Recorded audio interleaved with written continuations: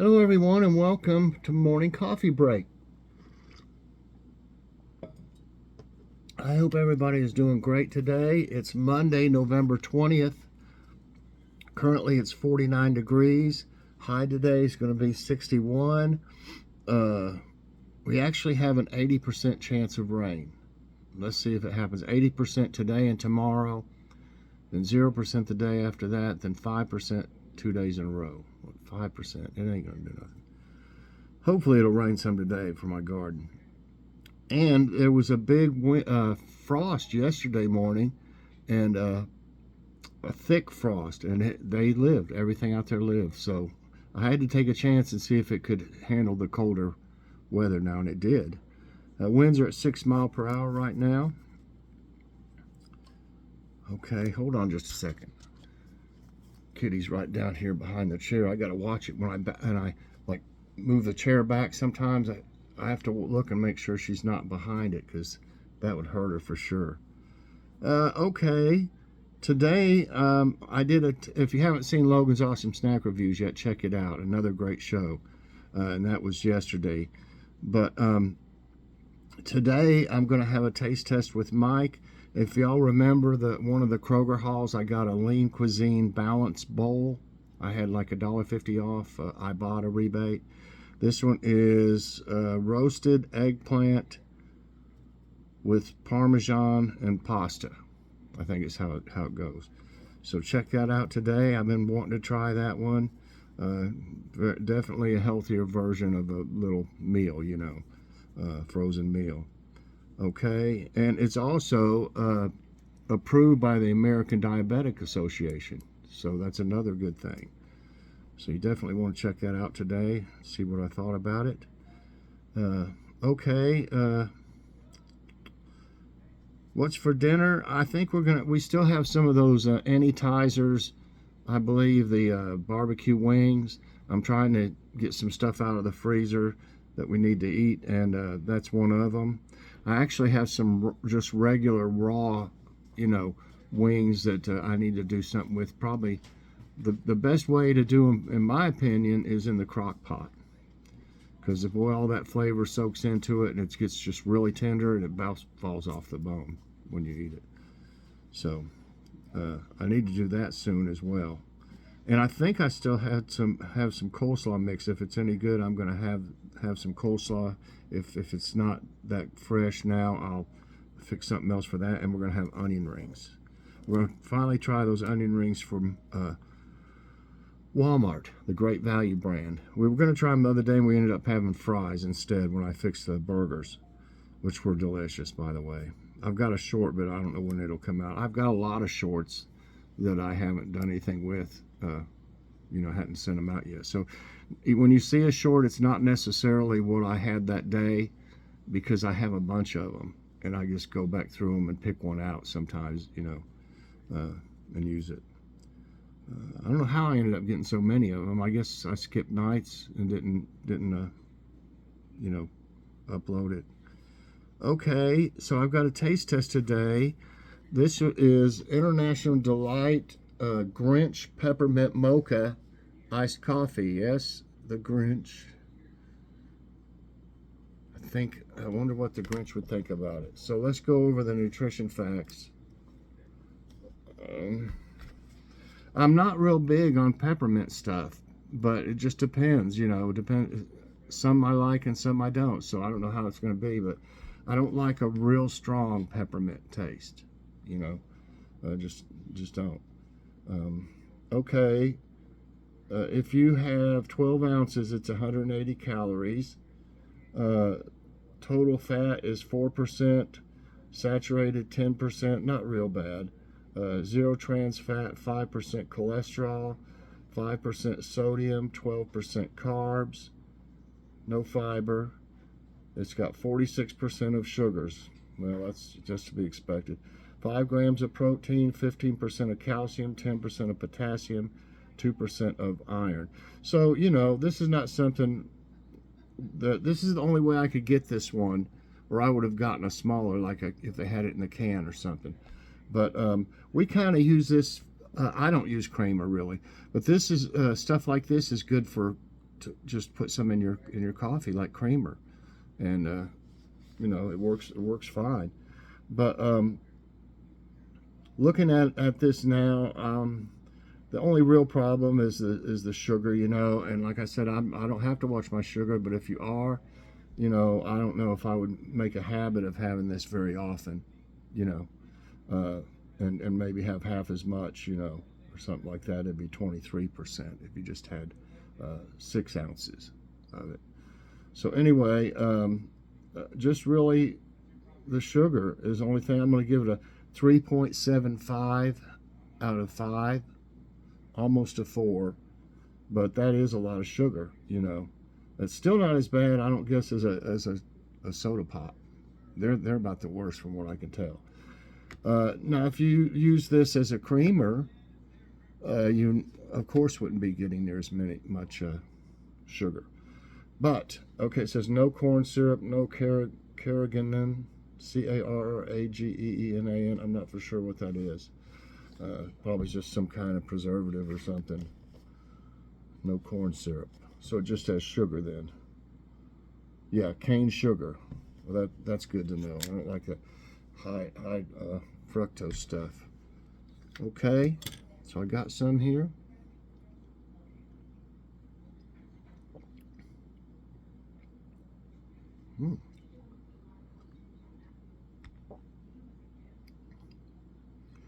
Okay, it's not a real strong peppermint taste. I taste the mocha part of it just as well, maybe even stronger than the peppermint. So I actually like this. I just don't like it to be real, like all you would taste is peppermint or something, you know. I'm not that big on that. A lot of people like it though, but I like it if it's just like this is, not so strong. Oh, that's really very good. What was the last one I tried? Was that one mocha? Or I know I tried another one. I don't know if it wasn't mocha though.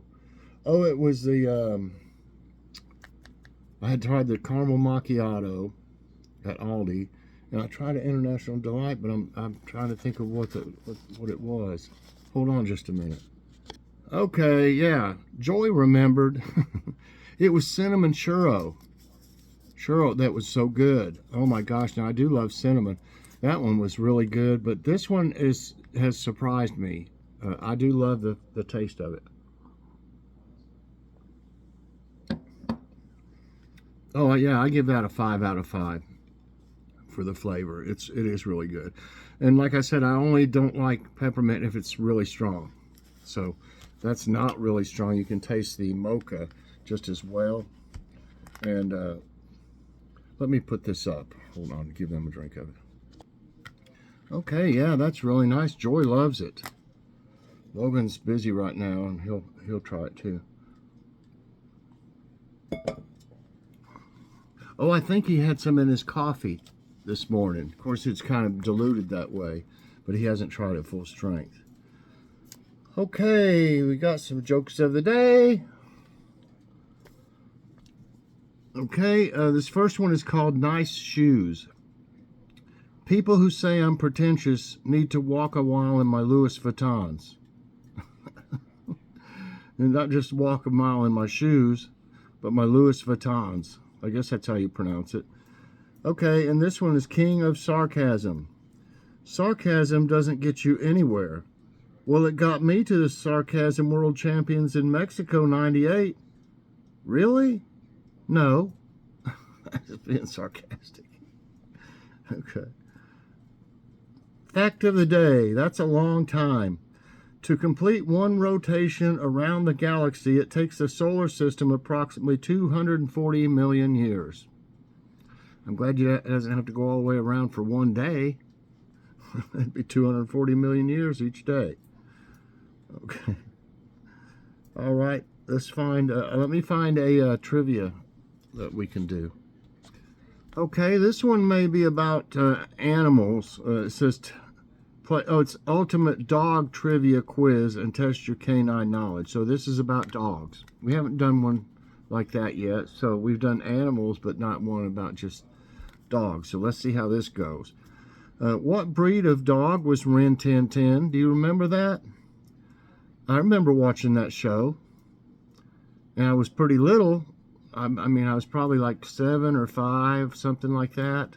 But I remember watching it. I really liked it. And the choices are Labrador Retriever, Border Collie, Siberian Husky, German Shepherd.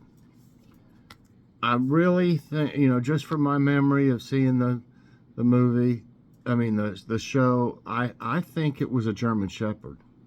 I really think so. Okay, yeah, that's right. Oh, come on, pen. Rin Tin Tin, America's most famous dog, was an immigrant, born in 1918 in France and discovered when he was just days old by an American GI fighting in World War I. He was named after a doll some soldiers used as a good luck charm. A few years later, the quick-tempered German Shepherd became one of the world's biggest movie stars. He died in 1932, although probably not, as a legend has it, in the arms of the actress Jean Harlow. More than a century after his birth, Rin Tin Tin is still a household name. I don't know about household name. I don't think any kids would know what it was, but, I kind of wonder about that. But, yeah, 85% guessed German Shepherd. Next question. Okay, Toto is the name of Dorothy's pet dog in what work of fiction?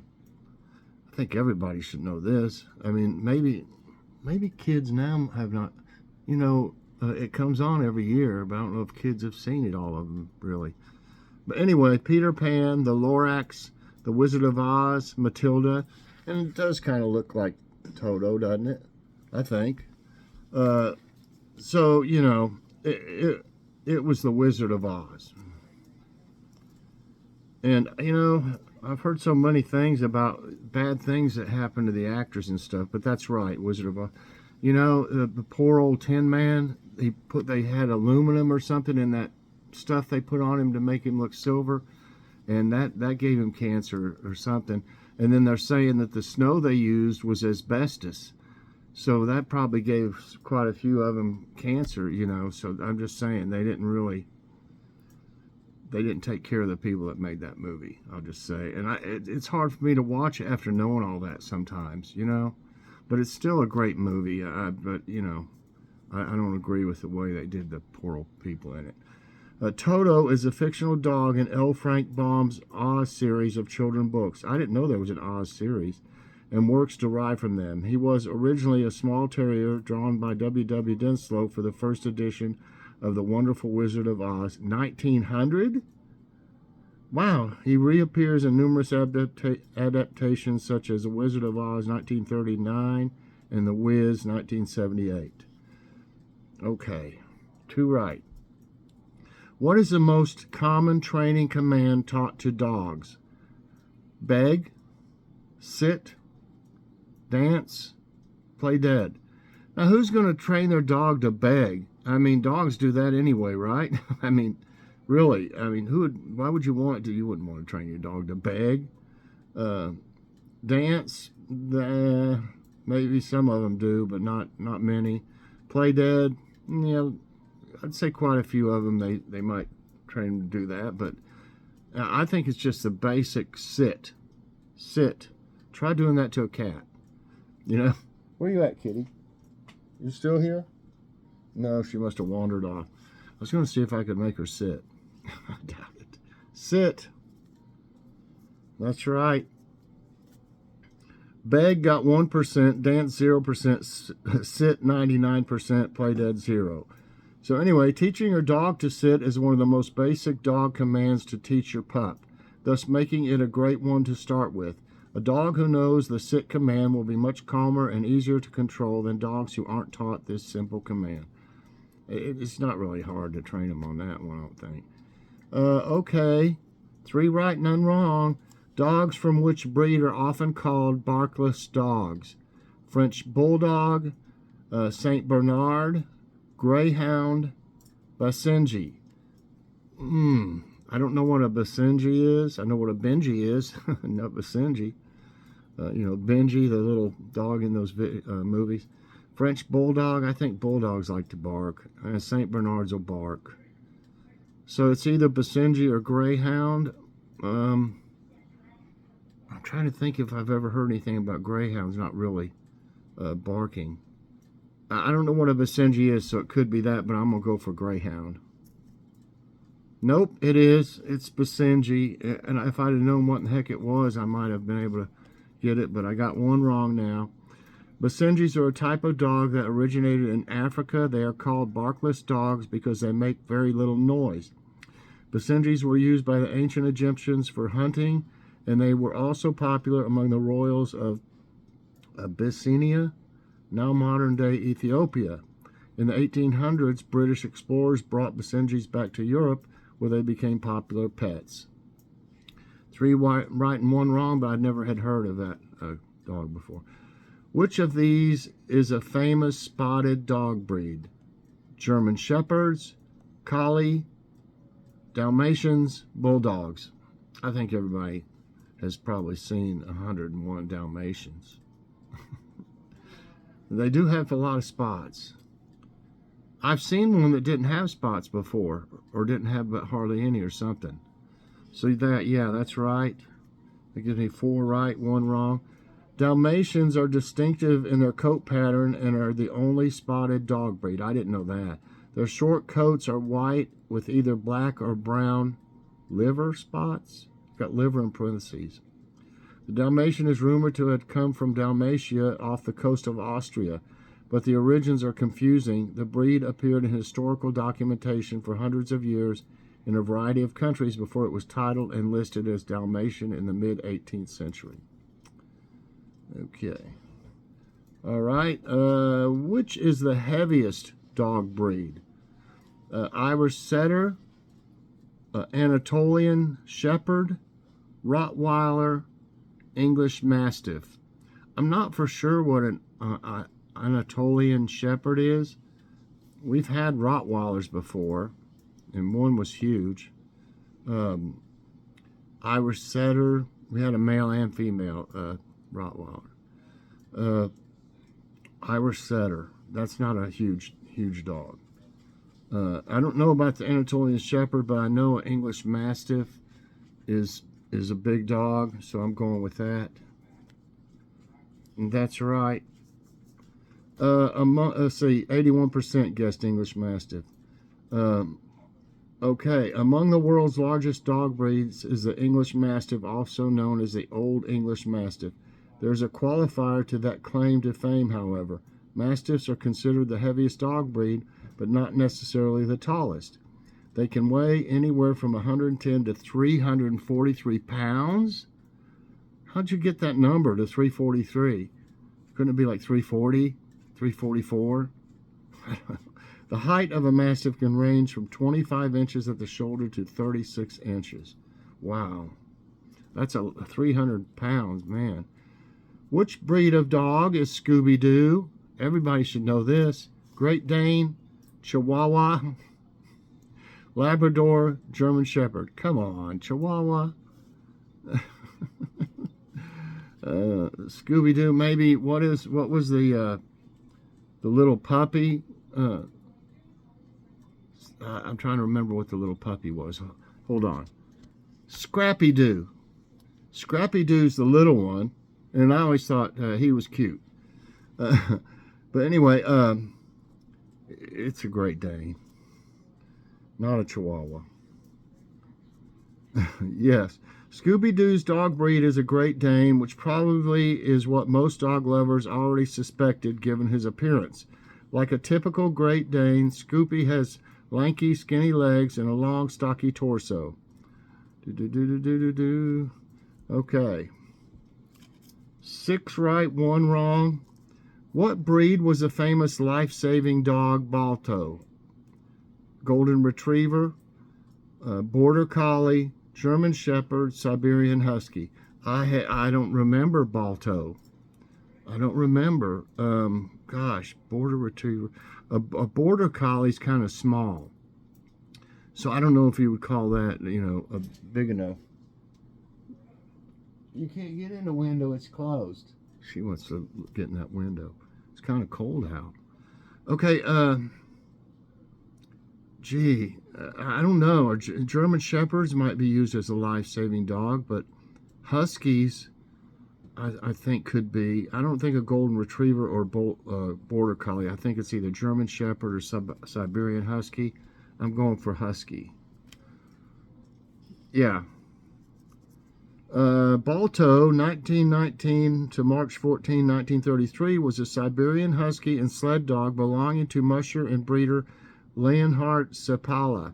He achieved fame when he led a team of sled dogs driven by Gunnar Kaysen on the final leg of the 1925 Serum Run to Nome, in which diphtheria antitoxin was transported from Anchorage, Alaska to Nenana, Alaska by train and then to Nome by dog sled to combat the outbreak of the disease. Wow. 7 right, 1 wrong. Got 2 more questions. What breed was the tallest dog ever recorded? Tibetan Mastiff, Great Dane, Anatolian Shepherd, and St. Bernard. The tallest. I don't remember the Mastiff. They said they weren't, so necessarily so tall. They were just big. And I'm not for sure what an Anatolian Shepherd is. A St. Bernard is big, but I think a Great Dane is bigger. I think, I could be wrong on this one. Great Dane. Yes, that's right. According to the Guinness World Records, the world's tallest dog ever was also a Great Dane named Zeus. He was from Otsego, Michigan, and measured 44 inches, but could reach heights of 7 feet and 4 inches when standing on his hind legs. Oh my gosh, can you imagine? I mean, if it jumped on you or jumped up to you and just say hi, it would knock you around. So wow, okay. I got 1 more. Which dog breed is considered to have the best sense of smell? Poodle? Sorry. Border Collie, Pomeranian, Bloodhound. We had a poodle, and its name was Bridget when I was pretty young, probably about 8 to... I think she died when I was probably in my teens, But anyway, everybody's heard of bloodhounds being used for either, trying to catch people, that they just give them a scent of something, like something off their clothes or something. So I'm going to say bloodhound. That's right. Bloodhounds have saved countless lives with her abilities. What's it say? With her abilities. And she is one of the most commonly used police dog breed. She's such a staple in the field that she's actually earned the nickname Sleuth Hound. With upwards of 230 million scent receptors and legendary determination, this large scent hound can track for miles over rugged terrain and has the strongest sense of smell in the dog world. Wow, okay. So today, I made a little bit of a comeback. I was 9-1, everybody. Yeah, we've owned a lot of dogs, but we got Kitty now. So I just, the last dog we had was a Chihuahua mix. It looked more like Chihuahua, named Pugsley, and she loved me, or he loved me, and I loved him too. I mean, he got so excited every day I'd come home from work. He'd go out, and I had this old truck. That's all we had was an old 88 long bed Chevy. And Joy would let him out, and every day he would come out there and jump up. He couldn't jump all the way up into it. He'd jump up on it, and I'd pick him up, put him in my lap, and he'd just have to lick all over me. And then he wanted to play like he was driving. So we did that. So anyway, it really hurt me, when he left us. So everybody, I hope you enjoyed today's morning coffee break. If you did, I hope you'll press that like button. Also subscribe if you haven't already, and share this out. And hit that, so you get all my videos as soon as they come out. Check out the taste test with Mike today. I think it's going to be a pretty healthy it's a pretty healthy meal. So thanks for watching, everybody. Have a great day, and God bless.